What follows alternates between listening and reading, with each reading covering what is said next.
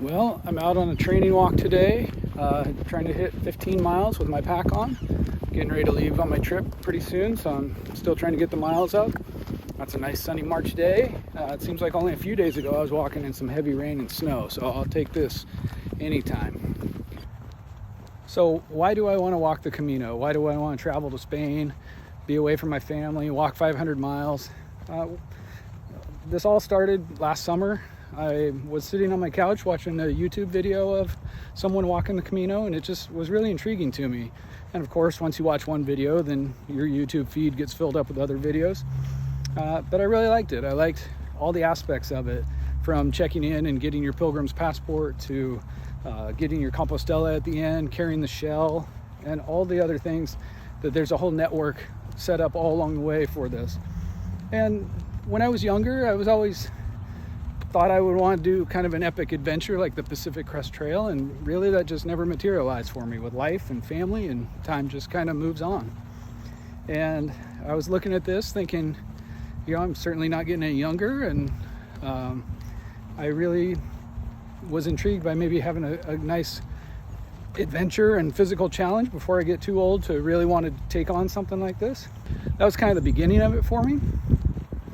And I kind of held on to my thoughts for a while, and then I finally one night decided to talk to my wife about it, and I thought her reaction was going to go something like this. Amy, I'm thinking about hiking the Camino de Santiago through Spain.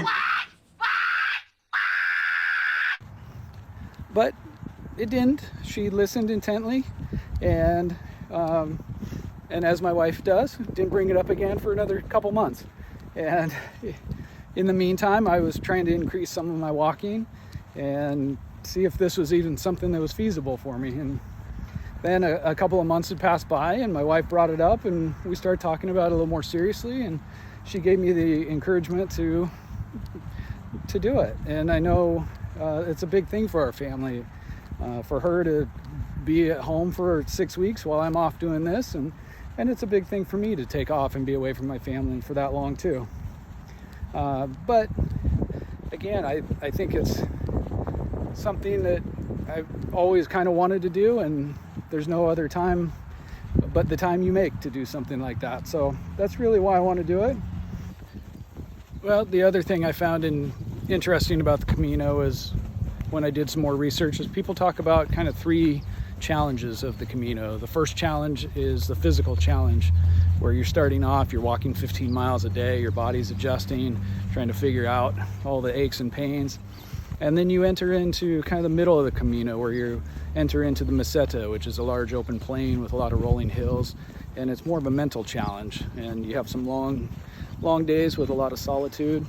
And then as you get closer to Santiago de Compostela, it's kind of enter into a spiritual challenge, where you're reflecting on your life and things that you've done and things that you want to do and all that. And that was intriguing to me as well, about wanting to walk the Camino.